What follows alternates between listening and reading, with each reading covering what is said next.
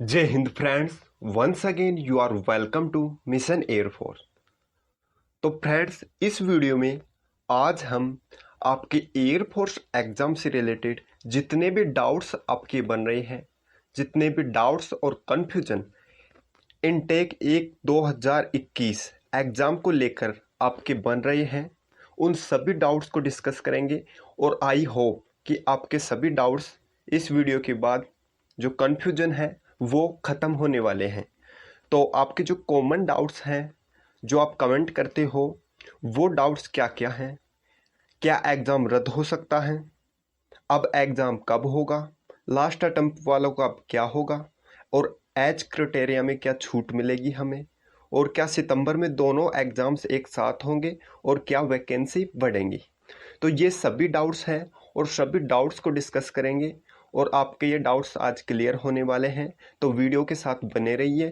उससे पहले यदि अभी तक आपने चैनल को सब्सक्राइब नहीं किया है तो चैनल को ज़रूर सब्सक्राइब करें एयरफोर्स से रिलेटेड लेटेस्ट इन्फॉर्मेशन व स्टडी वीडियोज़ के लिए। तो जो आपका पहला कन्फ्यूजन है, यानी जो फर्स्ट डाउट है, वो है कि क्या एग्ज़ाम रद्द हो सकता है। तो देखिए दोस्तों, इस डाउट के लिए मैं बोलूं तो एक ही शब्द में इसका आंसर है बिल्कुल नहीं। जी हाँ दोस्तों, जो आपका एग्ज़ाम है वो पोस्टपोन्ड हुआ है और आगे भी पोस्टपोन्ड और भी हो सकता है, लेकिन रद्द कभी भी नहीं होगा, किसी भी हालत में नहीं होगा। वो क्यों नहीं होगा, ये देखिए कि अगर आपका जो एग्ज़ाम है वो पोस्टपोन्ड होता है तो यह उन सभी हजारों लाखों कैंडिडेट्स के साथ गलत होगा, धोखा होगा, जो कि अपना सब कुछ छोड़ के, जो आपका अपना चैन सुख है सब कुछ छोड़ के एयरफोर्स की प्रिपरेशन कर रहे हैं लास्ट 1 साल से, 2 साल से, 6 महीने से। यानी उन्होंने अपना सब कुछ छोड़ दिया और इसी के पीछे अपनी प्रिपेयर कर रहे हैं एग्ज़ाम को क्रैक करने के लिए। और उनका ये लास्ट अटेम्प्ट था, यानी उनकी जो एज क्राइटेरिया है वो पूरा होने वाला है। तो इसी चीज़ को ध्यान में रखते हुए जो आपका एयरफोर्स है, सेंट्रल एयरमैन सिलेक्शन बोर्ड, वो बार बार आपको हफ्ते के बाद और 2 हफ्ते के बाद, यानी वीक और 2 वीक के बाद आपको जो ऑफिशियल साइट है उस पर नोटिफाइड कर रहा है, यानी नोटिस दे रहा है कि आपका एग्ज़ाम इतने दिनों तक, इतने हफ्ते तक, पहले मार्च से आपकी अप्रैल तक बोला, और अप्रैल के फिर लास्ट वीक में बोला, और फिर आपको जून में बोल के, जून के लास्ट वीक में बोल के, अब आपको जुलाई सेकंड वीक के लिए यहाँ पे बोला गया है। तो भाई, जो एग्ज़ाम है वो कैंसिल किसी भी हालत में नहीं होने वाला। उनका जो मेन मोटिव है ये जो नोटिफिकेशन देने का, वो यही है कि आपका एग्ज़ाम कैंसिल नहीं होगा और लास्ट अटेम्प्ट वाले कैंडिडेट्स को घबराने की बिल्कुल भी ज़रूरत नहीं है। तो जो आपका लास्ट, जो अभी फ़िलहाल में लेटेस्ट नोटिफिकेशन जो CASB ने जारी किया है, वो क्या है, वो ये है, यहाँ पे मैंने इसको कॉपी किया है ऑफिशियल साइट से, जो कि आपका 25 जून को नोटिफिकेशन आया था। और ये नोटिफिकेशन में स्पष्ट रूप से आपके लिए जो ध्यान देने वाली बात है आपके काम की, वो ये है कि आपके जुलाई के सेकंड वीक, यानी जुलाई के सेकंड वीक तक आपकी जो एग्ज़ाम्स हैं वो पोस्टपोन्ड कर दी गई हैं। और जो आपको जुलाई का सेकंड वीक है उसमें आपको एग्ज़ाम डेट के बारे में पता चलेगा, अगर स्थितियां सामान्य हुई तो। यानी कोरोना वायरस जो पेंडेमिक चल रही है उसके अंतर्गत यदि उसमें कुछ कमी यानी गिरावट देखने को मिलती है तो हो सकता है कि आपकी जो एग्ज़ाम डेट्स हैं वो जुलाई के सेकंड वीक में रिलीज़ कर दी जाए। लेकिन अब देखते हैं जो आपका सेकंड डाउट है वो क्या है। तो जो सेकंड डाउट जो आपका बन रहा है वो बनता है कि अब एग्ज़ाम कब होगा। तो देखिए दोस्तों, मैं अपने पर्सनली अगर व्यू बताऊं आपको, तो ये तय है कि आपका जो एग्ज़ाम है वो सितंबर में होने वाला है। जी हाँ दोस्तों, आपका एग्ज़ाम सितंबर में होने वाला है। और जो फर्स्ट इनटेक है, यानी 1-2021 वाला और 2-2021 वाला, जिसका नोटिफिकेशन अभी आया नहीं है, जुलाई में इसका नोटिफिकेशन आने वाला है। पूर्ण संभावना है कि जुलाई में इसका नोटिफिकेशन आएगा और ये दोनों वैकेंसी हैं वो मर्ज होने वाली हैं। वो क्यों बोल रहा हूँ मैं, इसीलिए बोल रहा हूँ कि हाल ही में जो NDA है उसने भी फर्स्ट इनटेक और सेकंड इनटेक, दोनों इनटेक को यहाँ पे मर्ज कर दिया है। और जो एयरफोर्स है उसके पास भी और कोई दूसरा रास्ता नहीं है, यानी यही रास्ता है अपनी वैकेंसी को फिल करने का।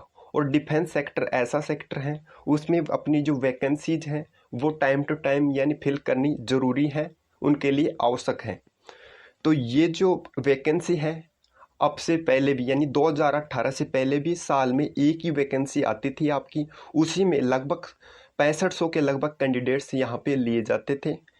और उनको बाद में यानी 6 महीने के अंतर पे एक मार्च वाली और एक सितंबर वाली 2 वैकेंसियाँ यहाँ पे आपकी कर दी गई हैं, जिनमें लगभग 3300-3400 के लगभग कैंडिडेट्स को यहाँ पे लिया जाता है 2 इनटेक करके। तो हो सकता है कि एयरफोर्स इन दोनों इंटेक्स को मर्ज करके आपका एग्ज़ाम सितंबर में करवा दे, और ये 95% श्योर है। जी हाँ दोस्तों, 95% आपका सितंबर में होने वाला है एग्ज़ाम। तो अब देखते हैं जो आपका नेक्स्ट जो क्या है कन्फ्यूजन बन रहा है वो क्या है।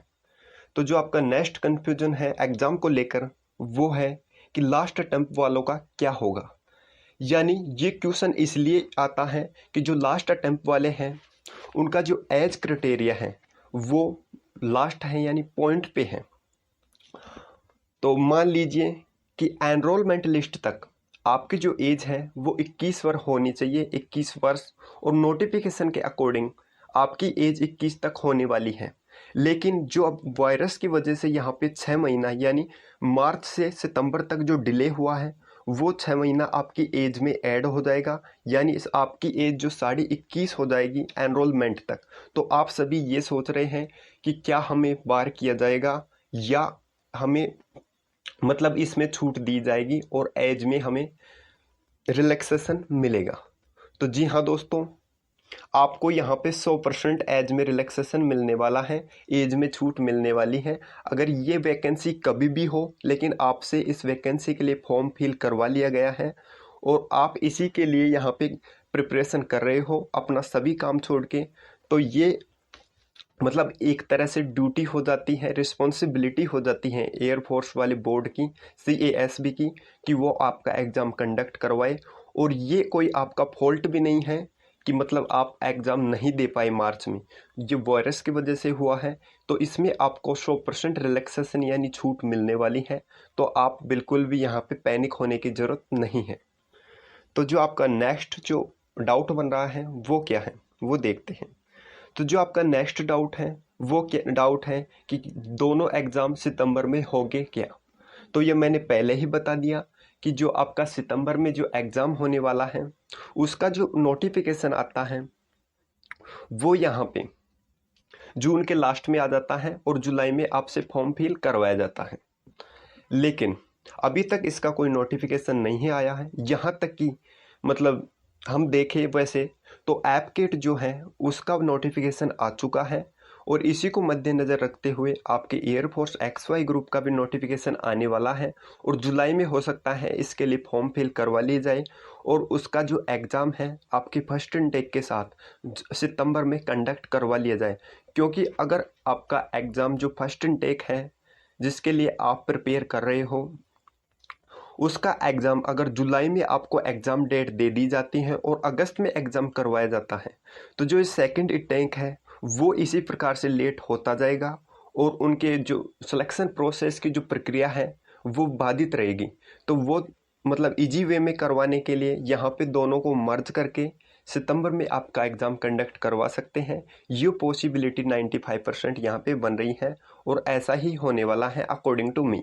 आपका क्या विचार है आप कमेंट बॉक्स में बता सकते हैं, आपको अपने पॉइंट ऑफ व्यू से क्या लगता है। तो अब देखते हैं जो आपका लास्ट जो डाउट है वो है कि क्या वैकेंसी बढ़ेंगी।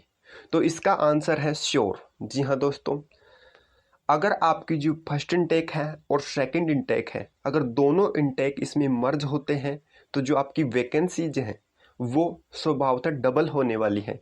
यानी आपकी वैकेंसी लगभग 6500 के लगभग आपकी वैकेंसी यहाँ पे मिलने वाली है। और वैकेंसी बढ़ेगी तो आप सभी जानते हो कि कट ऑफ है उसमें थोड़ी सी गिरावट देखने को मिलेगी। तो आपके लिए वैसे ये फ़ायदे वाली बात है कि दोनों वैकेंसी मर्ज हो जाएं और जो लास्ट अटेम्प्ट वाले कैंडिडेट हैं उनके लिए भी ये एक प्लस पॉइंट है कि दोनों वैकेंसीज मर्ज हो जाए तो उनको भी कट ऑफ में थोड़ी सी गिरावट देखने को मिले और उनके लिए भी ये फायदे की बात हो। तो दोस्तों, ये आपके सभी कॉमन डाउट्स थे जिनको मैंने डिस्कस किया।